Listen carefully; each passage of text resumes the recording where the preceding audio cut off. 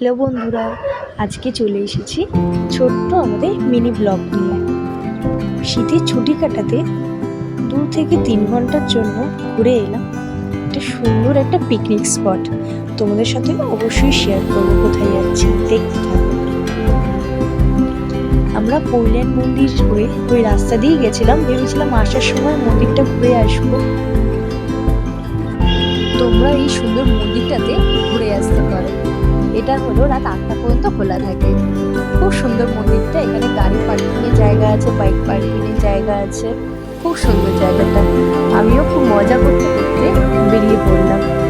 খুব সুন্দর চারপাশটা গাছপালা ভর্তি, যেহেতু দুপুরবেলা গেছিলাম তাই খুব সুন্দর লাগলো।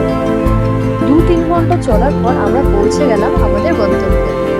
খুব সুন্দর একটা জায়গা, মানে এতক্ষণ জার্নি করার পর মনটা একটা শান্ত হয়ে গেল যে এত সুন্দর জায়গায় এলাম। সত্যি খুব সুন্দর জায়গা। আমরা জাস্ট এখানে ঘুরতে এসেছিলাম, পিকনিক করতে আসিনি, কিন্তু খুব সুন্দর ঘোরার জায়গা। খুব বিকেল তখন 4টে বাজে, সূর্যটা নামবে সেরকম সময়। খুব সুন্দর। আমরা ওখানে একটু দাঁড়িয়ে তারপরে পিকনিক স্পটে আমরা একটু বেরিয়ে পড়লাম। ওখান থেকে 10 মিনিট ওখানে গিয়েও দেখলাম খুব লোকজন, অনেক লোকজন, খাবার দাবার। আর হ্যাঁ, ওখানে ফুচকা খেতে কিন্তু একদম ভুলবেন না। ওখানে ফুচকা খুব সুন্দর খেতে। তোমরা গিয়ে 2-3 ঘন্টার জন্য এমনি ঘুরে আসতে পারো, খুব ভালো লাগবে। ওখানে আমি একটু মজা করে নিলাম, একটু এনজয় করে নিলাম। তোমরা দেখতেই পাচ্ছ এখানে অনেক লোক আছে, বসে আছে, গল্প করছে। আমরাও সেরকমই একটু গল্প করছিলাম। ফেরার পথে একটু কিছু সবজি কিনে নিলাম। আর ওখানে খুব ভালো টাটকা ইলিশ মাছ বিক্রি হচ্ছিল নদীর, ওখান থেকে ইলিশ মাছও কিনে নিলাম। ফেরার পথে একটু চা খেয়ে নিলাম।